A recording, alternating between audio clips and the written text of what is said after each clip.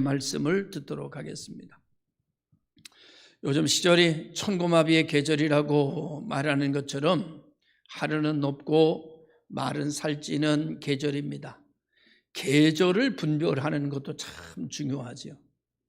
가을을 맞이하였는데 봄을 살아가려고 한다면 참 어리석은 것이 아닐 수가 없고 여러 가지 어려움을 겪게 될 것입니다. 계절을 분별하는 것, 계절을 정확하게 알겠다는 얘기죠. 성경에 보면 시대를 분별할 줄 알아야 된다. 무화과나무 잎이 커지면 여름이 가까이 온 줄을 알아야 하고, 제비가 낮게 나르면서 먹이 활동을 하기 시작하면 비가 올 거라고 하는 걸 알아야 되고, 골짜기를 지나가다가 떡갈나무 나무들이 이파리가 뒤집어져 있으면 곧 소낙비가 내리겠구나는 생각을 가져야 하고, 석양이 붉게 타오르면 내일은 날씨가 참 덥겠구나는 생각을 분별해야 된다고 그럽니다. 이것을 참 잘 분별하고 자연의 이치를 잘 터득한 사람이 있었는데 그 사람이 삼국지에 나오는 제갈량입니다. 그죠? 그 사람은 참 천지분간을 참 기가 막히게 잘 알아서 그 천지조화를 자기의 것으로 삼고 전쟁의 계략을 세워서 승리를 많이 겪게 되는 그런 삼국지의 내용을 우리가 읽는 것도 보면 시대와 계절과 절기를 분간할 수 있다는 것 자체가, 그것을 정확하게 안다는 것 자체가 삶을 얼마나 윤택하게 하고 우리를 얼마나 유익하게 하는지를 말해주고 있다고 볼 수 있습니다. 사람은 그 시대를 잘 분별할 수 있어야 되는데 너무 앞서가도 안 되고요, 너무 뒤쳐져서 가도 안 돼요. 어떤 사람은 그러더라고요. 아니 목사님, 내가 이거 사실은 10년 전에 다 이거 예상했던 겁니다. 근데 10년 전에 했는데 망했어요. 근데 지금에 잘 되네요. 이런 사람 봐요. 어떤 사람은 잘 된다고 해서, 사람들이 잘 된다고 해서 온 재산을 통틀어서 막차 타는 사람이 있어요. 이미 다 끝났는데, 전성기가 다 끝나고 흥황이 다 끝났는데 막차를 타가지고 쫄딱 망하는 그런 사람이 있어요. 너무나 늦은 거지요. 그래서 사람이 살아가는 데는 시대를 너무나 앞서가도 어렵고 시대를 너무 뒤쳐져 가도 사람은 참 어렵다. 그래서 그 시대를 잘 분별하고 그 시대에 맞는 의식과 그 시대에 맞는 계획과 그 시대에 맞는 문화, 그 시대에 맞는 가치관을 가지고 사는 사람이 그 시대를 이겨나갈 수 있고 그 시대에 성공할 수 있다, 이렇게 볼 수 있죠. 그래서 그 시대에 맞는 출세도 있고 그 시대에 맞는 명예도 있고 그 시대에 맞는 재물도 있고 그 시대에 맞는 권력도 있는 것입니다. 너무 앞서가면 권력을 못 잡아요. 또 너무 뒤쳐져서 옛날 얘기하면 권력을 못 잡아요. 그 시대에 요구하는 민심이 있는 겁니다.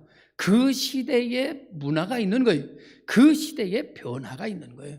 그래서 시대는 늘 움직이고 시대는 늘 바뀝니다. 시대는 가만히 있지 않습니다.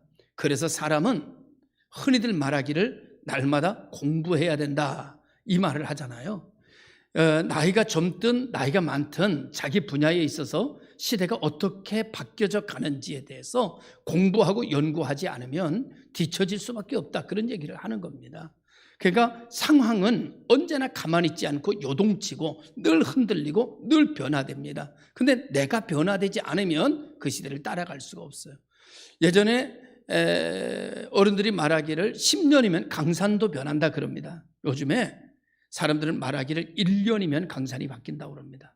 시대가 바뀌는 것만큼 사람의 의식이 따라가지 못하기 때문에 여러 가지 문제가 생긴다, 그런 얘기도 흔히들 하게 됩니다. 그러니까 우리가 머뭇거리고 있어야 될 때가 아니라 이 시대가 어떤 시대인지, 특히 젊은이들, 또 우리가 나이가 많이 들었다고 하더라도 시대를 분별하려고 부단히 노력하는 역사가 일어나야 된다고 봅니다. 지난주에 서유석 가수 집사님 얘기를 했는데 그 집사님이 노래를 요즘에 하나 발표했더라고요. 그 노래가 제목이 뭔가 하면 너 늙어봤냐? 나 젊어봤다. 그런 얘기더라고요. 제목이 참 신기하죠. 너 늙어봤냐? 나 젊어봤다. 이 내용이 참 재밌어요. 근데 여기서 느끼게 하는 여러 가지 의미가 굉장히 많습니다. 여러분, 젊은이들이 뭐 이러쿵저러쿵 하지만 우리는 젊어봤습니다. 그죠? 그들은 늙어보지 못했어요. 그냥 우리가 훨씬 더 경쟁력이 있고 사려가 깊고 시대를 보는 통찰력이 우리가 훨씬 더 많이 있는 겁니다. 그래서 노인의 말을 듣는 것은 지혜다, 이런 말도 생겨나게 되는 것이죠. 참 그 제목을 듣고 야, 참 기가 막히구나. 너 늙어봤냐? 나 젊어봤다. 까불지 말라는 거죠. 한마디로 말, 너 까불지 마라. 너 젊었을 때 나 다 겪어봤어. 너 늙어보지 못했잖아. 라는 말입니다. 우리가 이제 시대를 정확하게 안다는 거, 내가 살아가는 현실을 정확하게 통찰력 있게 인지한다는 것, 굉장히 큰 실력이라고 생각을 합니다. 그리고 굉장히 큰 능력, 이런 것은 노력하지 않으면 안 되는 거죠. 여러분, 세상은 늘 변하지요. 내 주변의 환경도 늘 변합니다. 그래서 내가 변하지 않으면 안 되는 거예요. 맞지가 않는 거예요, 시대하고. 그런데 변하지 않는 게 있습니다. 하나님의 말씀이에요. 하나님의 말씀은 변하지 않습니다. 2000년 전의 말씀이 오늘의 그대로입니다. 상황은 바뀌었습니다. 2000년의 시대와 2000년 전의 시대와 지금의 시대는 전혀 다릅니다. 그런데 어떻게 2000년 전에 쓰여진 이 말씀이 2000년 후의 상황이 바뀐 가운데서도 하나님의 말씀일 수 있느냐라고 하는 것이 퀘스천 마크입니다. 정답은요, 하나님의 말씀은 살아있고입니다. 여러분, 우리가 어렸을 때 그 문화에 잘 적응했습니다. 지금도 우리가 문화에 적응하고 있습니다. 그거는 내가 살아있기 때문입니다. 살아있는 말씀은 그대로 있으나 그 시대를 해석합니다. 살아있는 말씀은 그대로 있으나 그 시대를 분해합니다. 그 시대를 이해합니다. 그리고 그 시대에 맞는 말씀으로 내 안에 넣어주시게 되는 겁니다. 그래서 하나님의 말씀은 1.1핵도 변하지 않지만 이 말씀은 영원히 우리 가운데서 참된 진리로 기준이 될 수 있는 것입니다. 그래서 말씀의 기준을 삼아서 각 시대를 볼 때마다 그 시대가 제대로 보이고 통찰력 있게 보내고 정말 관통해서 볼 수 있는 그런 안목과 그런 영감을 가지게 되는 거예요. 그래서 하나님의 말씀은 살아있고 운동력 있고 의로교육하기에 유익하고 내 심령을 쪼개 수술하기에 부족함이 없고, 하나님의 말씀은 너를 살리고 일으키기에 부족함이 없는 그런 말씀이 되는 거예요. 하나님의 말씀은 살아있기 때문에 영원전부터 영원 후까지 살아있기 때문에 오늘 하나님의 말씀에 붙잡히면, 하나님의 말씀이 이끄시면 그 시대마다 모두가 다 이기는 자가 됐습니다. 그래서 하나님의 이름 중에 어떤 이름이 있는가 하면요, 여호와 니시라는 이름이 있어요. 여호와는 나의 깃발이다. 다시 말하면 여호와는 나의 승리다.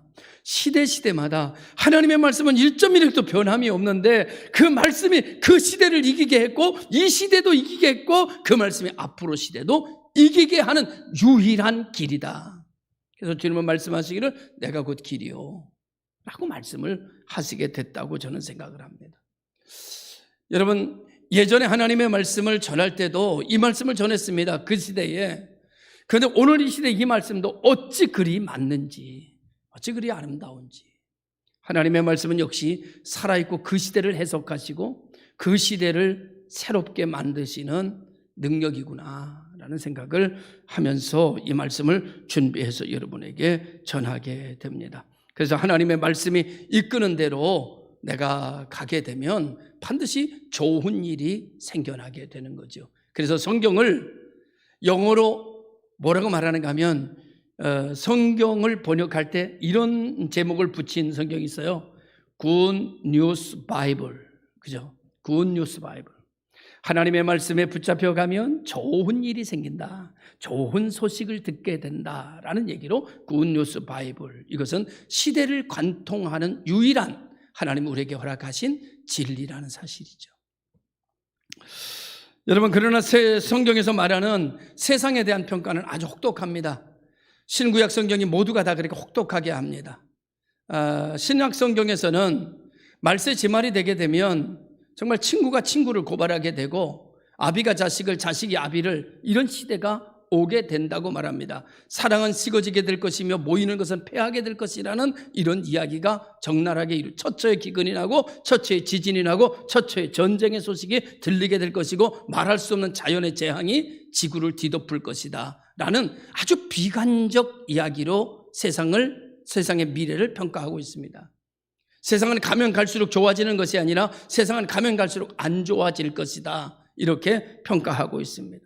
오늘 성경에서도 보면 오늘 세상에 대해서 뭐라고 말하는가 하면 이 세상은 어떤 세상이냐? 피곤한 세상이다. 이 세상은 어떤 세상이냐? 곤비한 세상이다. 이 세상은 어떤 세상이냐? 소년이라도 장정이라도 넘어지고 자빠지는 세상이다. 이렇게 표현하고 있어요.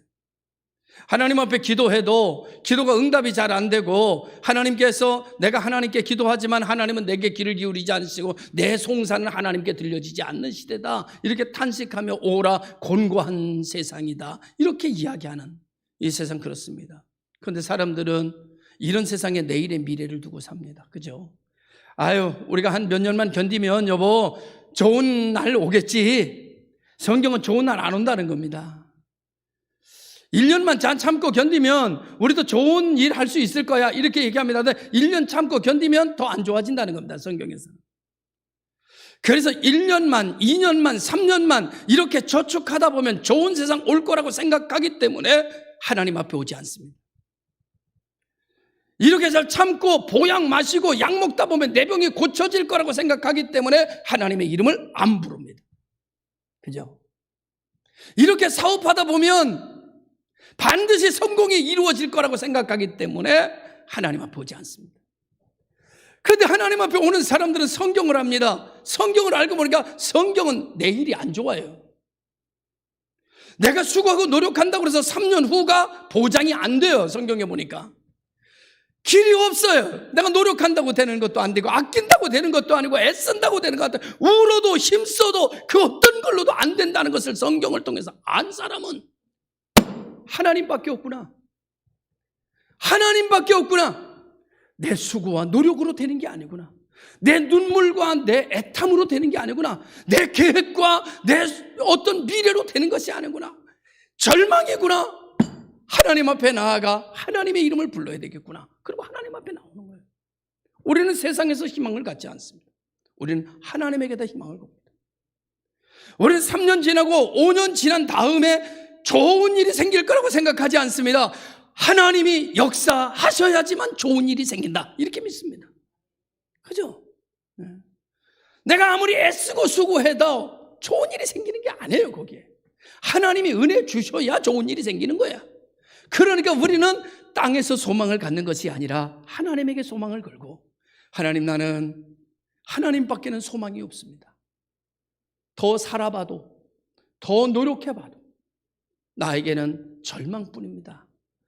하나님 하고 하나님 앞에 와서 예배하는 겁니다. 하나님의 이름을 부르는, 이게 신앙이에요. 할렐루야. 믿으시길 바랍니다. 이 세상은 그런 세상이에요. 내 길이 여호와께 숨겨졌으며 송사는 내 하나님께서 벗어난다 하던도다. 기도하지 않는 시대지만 기도해도 응답이 잘 안 되는 시대라고 말합니다. 이것이 사람들이 절망하는 이 시대의 아픔입니다.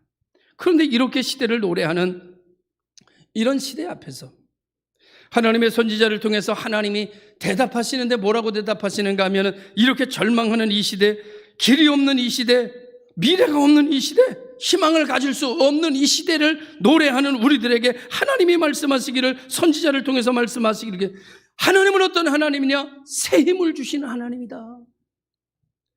너희가 땅에서 보지 못했던, 땅에서 얻으려는 힘이 아닌 하나님이 가지고 계신, 너희들이 보지도 못하고 듣지도 못했던 새 힘을 주시는 하나님이야.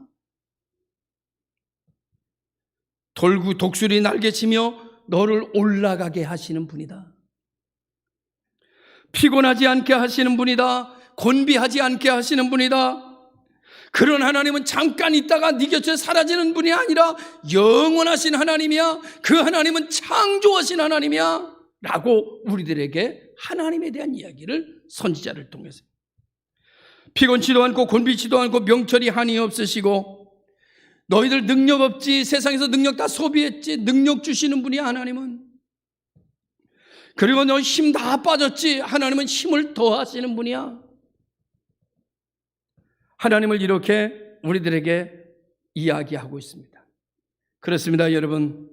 세상은 너무나 힘들고 너무나 어렵지만 하나님은 새 힘 주시는 하나님이고, 하나님은 독수리 날개 쓰며 올라가게 하실 수 있는 분이고, 그리고 피곤치 않고 곤비치도 않게 하시는 하나님이시고, 그 하나님은 1년 동안 나와 함께 있다가 그 다음에 사라지는 하나님이 아니라 영원하신 하나님이시고, 그리고 창조주 하나님이시고, 능력을 더해 주시는 분이고, 힘을 채워 주시는 분이 하나님이다. 자, 여러분, 이제 우리는 누구에게로 가야 될까요? 우리는 하나님 앞에 와야죠. 세상은 여러분 마이너스입니다. 세상은 마이너스예요. 세상에 나가면 우리가 놀러 갈 때, 휴가 갈 때 여러분 이렇게 가잖아요. 아침에 얼마나 신납니까? 아이고 뭐 준비됐어 다 바리바리 싸가지고 휴가 가잖아요. 휴가 쫙 갈 때는 뭐 동해로 가자 그러고 막 날갑니다. 돌아올 때는 다 말이죠, 지쳐가지고 머리가 그냥 어디 박혀 있는지도 모르고 다 잡니다. 그래 갔다가 피곤해 죽겠다. 여러분, 교회는 올 때 오기 싫어요. 교회는 올 때 오기 싫어. 그냥 오늘 안 가면 안 되나? 아이고, 주일이 왜 이렇게 빨리 돌아와 도대체? 그냥 주일 지나고 돌았으면 주일이네. 오기 싫습니다. 그냥 재미난 TV 보고 그냥 있고 싶습니다. 그냥 어디 놀러 가고 싶습니다. 그냥 편하게 좀 퍼져 있고 싶습니다. 오기 싫습니다. 그런데 억지로 옵니다. 돌아갈 땐 좋습니다. 돌아갈 땐 은혜가 넘칩니다. 깨달아집니다. 할렐루야가 나옵니다. 새 힘이 넘칩니다. 세상은 가면 마이너스지만 교회는 오면 플러스입니다. 할렐루야. 그래서 여러분들에게 늘 말씀드리지만 예수님은 더하기에 죽으셨습니다. 내게 오는 자는 다 덧셈의 인생이 되게 해주겠다. 더하기. 여러분, 더하기를 걸고 사업하는데 두 군데입니다. 하나는 병원, 하나는 교회. 근데 교회 더하기가 더 큽니다. 병원 더하기는 여러분 땅의 문제만 해결하지만, 건강의 문제만 해결하지만, 교회 더하기는 더 크기 때문에 땅의 문제와 하늘의 문제를 동시에 해결합니다. 할렐루야. 믿으시길 바라요. 그럼 어떤 사람에게 이렇게 능력을 주시는 하나님, 힘을 더해 주시는 하나님, 넘어지지 않게 하고 쓰러지지 않게 하시고 독수리 날개짓같이 새 힘으로 공급해 주시는 하나님이신데 누구에게 공급해 주시느냐? 그것에 대해서 오늘 성경은 이렇게 말합니다. 여호와를 앙망하는 분들에게. 여호와를 앙망한다. 앙망한다는 말은 무슨 말인가 하면 우러러본다는 뜻입니다. 머리를 들어본다, 그런 뜻입니다. 앙은 바라다, 기대하다, 이런 말이 합쳐져서 자기의 요구나 자기의 약한 점을 가지고 하나님을 바라본다, 이것이 하나님을 앙망한다는 뜻입니다. 세상에 사는데 얼마나 힘들어요. 여러분, 요즘 정말 힘들죠. 지나다 보면 말이죠, 작은 소상인의 가게가요, 샤타가 열린 데보다 샤타가 내려온 데가 자꾸 늘어나고 있어요. 임대문이 다 써 있어요. 여러분, 여기 호계동만 해도 이렇게 지나다 보면 임대 문의가 여러분 이제 기하급수적으로 늘어가고 있어요. 도대체 어떡하는 말이냐 도대체.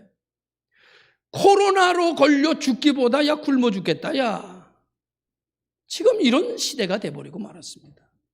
여러분, 그래서 모든 이들이 다 힘들고 여러분도 힘들고 다 힘들어서 고개가 쭉 빠집니다. 기대가 없습니다. 길이 없습니다. 한숨만 나옵니다. 그런데 여러분, 땅에는 길이 없지만 여러분, 하늘에는 길이 있습니다. 그래서 고개가 이렇게 늘어뜨렸다가 믿음을 가지고 하나님, 이게 앙망하는 거예요.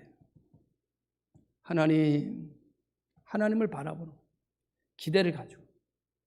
힘들 때 여러분 기도 잘 안 됩니다. 어려울 때 여러분 기도하세요. 기도가 안 되니까 어려운 거지. 기도가 줄줄줄줄 나오면 여러분 뭐가 어려워요? 어려울 때 기도도 안 되고 말씀도 안 받아요. 설교를 들어도 은혜가 안 돼요. 그러니까 어려운 거예요. 막 은혜가 넘치면 뭐가 어렵겠어요?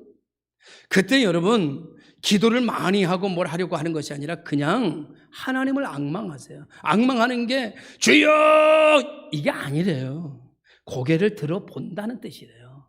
고개를 들어. 주여.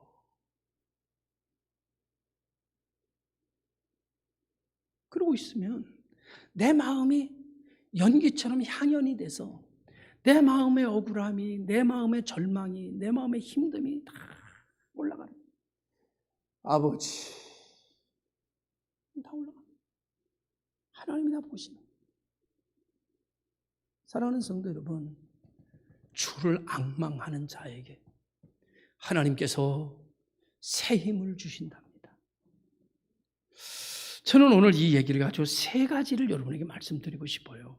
하나는 나만 어려운 것이 아니라 다 어렵다. 왜 나만 이렇지? 왜 우리 집만 이렇게 어렵지? 아니, 다 어려워요. 여러분만 그런 게 아니에요. 여러분이 안 어려워? 그건 아주 특별한 겁니다. 지금 다 어려워요. 목사님들 만납니다. 요즘 어때? 이게 인사예요. 요즘 어때? 요즘 교회는 어때? 모여? 안 모여? 예배는 다 있어? 없어? 이게 질문해요, 세상에. 다 어렵다고 그러죠. 우리 교회만 그런 게 아닙니다. 다 그런 겁니다. 큰 교회, 작은 교회 할 것 없이 다 지금 이 모양입니다. 우리 교회는 지금 괜찮은 겁니다. 그 중에서 상이요, 우리 교회는.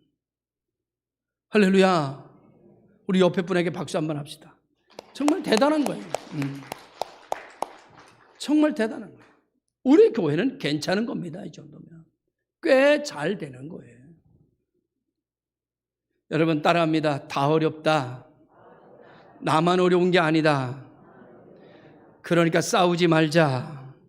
네. 수입이 좀 줄어들고 반찬이 좀 가짓수가 줄어들어도 요즘 왜 이러냐고 타박하지 말고 지금 세상이 다 그렇구나. 우리도 그럴 수밖에 없다라고 하는 사실을 인정하고 살아야 합니다. 이게 시대적 상황입니다. 다 넘어지고 자빠지고 쓰러지고 소년이라도 장정이라도 넘어지는 시대. 그 시대가 바로 지금의 우리의 시대입니다. 왜 우리는 이렇지? 아니, 다른 사람도 그렇습니다. 다른 사람은 안 그래 보이는데요, 안 그런 척하는 거예요. 그게 실력이기도 합니다. 안 그런 척하는 거. 여러분, 안 그런 척하고 사세요. 여러분, 여러분의 가정들 그냥 어렵지, 다 어렵지, 나도 어려운 게 당연해 라고 생각하지만 겉으로는 안 그런 척 하면서 살아가시기 바랍니다. 왜냐하면 여러분 콧바뜨리고 살아도 누가 도와주지 않아요. 여러분 맨날 가난하다, 뭐 되는 일도 없다고 맨날 노래하고 산다고요, 여러분 친구가 아이고 이러지 않아요. 여러분이 오히려 안 그런 척하고 살아야 사람이 붙습니다. 그래서 그런 말 있어요. 잘 입은 거지가 요즘은 얻어먹는다. 그런 말 있어요. 옛날에는 목사도 양복 한 벌 가지고 사계절을 사는 목사가 경건한 목사였습니다. 요즘 그런 목사 좋아하지 않습니다. 요즘은 탤런트 같은 목사를 좋아하는 시대예요. 참 신기하죠. 시대가 바뀌었어요. 시대를 우리는 분별할 수 있어야 됩니다. 지금 시대 어떻다고요? 다 어렵다고. 두 번째, 자 그러면 다 어렵다는 이런 상황을 인정하고 그냥 낙심하고 살 거냐, 아니면 길을 한번 찾아볼 거냐? 여러분 어쪽으로 갈 것입니까? 그냥 인정하고 그래 어려운 시대지 뭐 되는 일이 뭐 있겠어, 아이고 죽지 않으면 다행이지, 그러고 살 거예요? 아니면 그래도 뭔 길이 있겠지, 다 어려운 것은 내가 이해하는데 낙심할 필요 없이 한번 찾아보자, 고개를 들어보자, 그리고 뭔가 새로운 일을 시작해보자, 상황을 극복해보자, 그리고 하나님을 바라보는, 하나님 하고 하나님 이름 안에서 자기를 보는 거예요. 주여 하고 주여 안에 있는 자기를 보는 거예요. 그러면 소망이 피어오르기를 시작합니다. 참 신기해요. 정말 힘들고 어려울 때 주여 하고 한 2분 정도로 그냥 가만히 있으면 절망이 어디론가 사라지고 소망이 피어오르기 시작해요. 너무 신기해요. 제가 이 시간에 아주 중요한 말을 드리려고 그래요. 예배 드려도 어렵습니다. 기도해도 어렵습니다. 성경을 백독해도 어려워요. 지금은 어려운 시대예요. 예배 드리면 하나님이 새 힘 주신다고 그랬으니까 예배 드리면 다음날 좋은 일이 생길 거야. 그러면 얼마나 좋겠어. 나도 바라는 바지만. 근데 안 그렇더라고. 계속 어렵더라고. 목사도 계속 어려운 판에 가끔 나와서 예배 드리는 여러분이 안 어려우면 그 이상한 거지. 그러니까 여러분, 예배를 안 드리는 사람도 어렵습니다. 교회를 안 나오는 사람도 어렵습니다. 기도 안 하는 사람도 어렵습니다. 예배 드리는 사람도 어렵습니다. 교회 오는 사람도 어렵습니다. 예배를 드리는 사람도 어렵습니다. 그런데 차이가 있어요. 하나님 안에 떠나서 어려운 거는 어디로 들어가는 것과 같은가 하면 동굴로 들어가는 것과 같다. 들어가면 들어갈수록 더 낙심됩니다. 들어가면 들어갈수록 더 어둡습니다. 들어가면 들어갈수록 나오기가 더 어려워요. 그래서 결국은 동굴에 빠져 죽습니다. 예배 드리는 사람도 어렵습니다. 기도하는 사람도 없습니다. 하나님을 앙망하는 사람도 어렵습니다. 그런데 하나님과 함께 겪는 고난은 터널이에요. 터널. 터널은 끝이 있습니다. 터널은 열심히 걸어가면 나가는 길이 있습니다. 빛으로 갑니다. 터널은 힘들지만 지름길입니다. 터널은 나중에 간증할 수 있는 장소입니다. 내가 이 터널을 만나서 정말 어둠 속에 힘들었더니 내가 나왔더니 그때 하나님이 내게 은혜 주신 걸 이제 알았다고 간증하게 됩니다. 직선거리입니다, 여러분. 한 달을 도울 길을 여러분 하루 만에 가는 길이 터널입니다. 터널은 그걸 위해서 뚫은 거예요. 지금 다 어렵습니다. 다 어둠입니다. 여러분, 이 세상은 죄악 세상이에요. 성경에서 얘기하면. 죄는 성경에 뭘로 표현했는가 하면 어둠으로 표현했어요. 어둠은 모든 가치를 싹 사라지게 합니다. 아무것도 안 보여요. 그래서 그냥 아내인지 남편인지 부모인지 자식인지 모르고 막 죽이고 난리 요동칩니다. 그래서 세상은 요지경이라는 노래가 옛날에부터 나왔어요. 세상은 요지경 속이라 잘난 사람 잘난 대로 살고 그렇게 했습니다. 여러분, 요지경입니다. 자기 부인인지도 모르고 안 보이니까 막 두들겨 팹니다. 자기 부모인지도 모르고 막 죽입니다. 그런데 이런 세상에 주님이 뭘로 오셨는가 하면 빛으로 오셨습니다. 빛이 쫙 비치니까 어이구 이게 내 마누라네, 어이구 이거 우리 부모님이시네, 어이구 내 자식이네, 미안해 그러면서 우는 게 회개예요. 그동안 안 보여서, 그동안 통찰력이 없어, 그동안 눈이 어두워서 죄 가운데 욕심 속에 빠져가지고 아무것도 안 보이다 막 죽이고 막 미워하고 막 하다가 빛이 오자 그게 보이기를 시작한 거야. 내가 내 아내를 힘들게 했고 내 남편을 죽이고 내 부모를 이렇게 했고 하나님 내가 죄인입니다. 내가 보이지 않아서 그렇습니다 라고 회개하는 게 회개. 그렇지 않겠어요? 사랑하는 성도 여러분, 오늘 우리는 동굴 속으로 들어가면 안 됩니다. 우리는 터널 속으로 들어가야 됩니다. 터널도 어둡고 동굴도 어둡습니다. 어두운 건 똑같습니다. 그러나 질이 다릅니다. 동굴은 소망이 있습니다. 터널은 절망입니다. 우리가 지금 기도해도 잘 응답이 되는 것 같지 않고 하나님 앞에 예배해도 내 사정이 숨겨진 것만 같아도 예배드려야 하는 이유는 내가 동굴이 아닌 터널을 가야 되기 때문입니다. 할렐루야. 오늘 우리가 이 길을 걸어감에 있어서 길은 사람에게 있는 것이 아니라 길은 하나님께 있습니다. 우리가 지금 되는 일이 하나도 없어도 세상이 그런 세상입니다. 그러나 내가 주 안에서 걷다 보면 반드시 터널의 끝이 있게 마련입니다. 그러나 하나님을 떠나 낙심하고 살다 보면 당신은 동굴 깊이 빠지게 될 것이고 다시 살아서 다시 나온다고 하더라도 그 자리입니다. 동굴은 지나간 자리입니다. 고난이 지나간 자리예요. 동굴은 고난의 자리, 그 자리입니다. 오늘 우리 모든 성도들이 신앙생활을 낙심하지 말고, 예배생활에 낙심하지 말고, 기도생활에 낙심하지 말고, 하나님 앞에 고개를 들고 주를 앙망하며 어둠이 똑같은 어둠, 고난 똑같은 고난이 아니라고 믿고 찬송하며 걸어가다 보면 여러분 터널의 끝이 반드시 여러분을 반기게 되고 여러분 모두가 이 고난이 축복이었다고 노래하는 날이 반드시 오게 될 줄로 믿습니다. 기도하겠습니다. 참 좋으신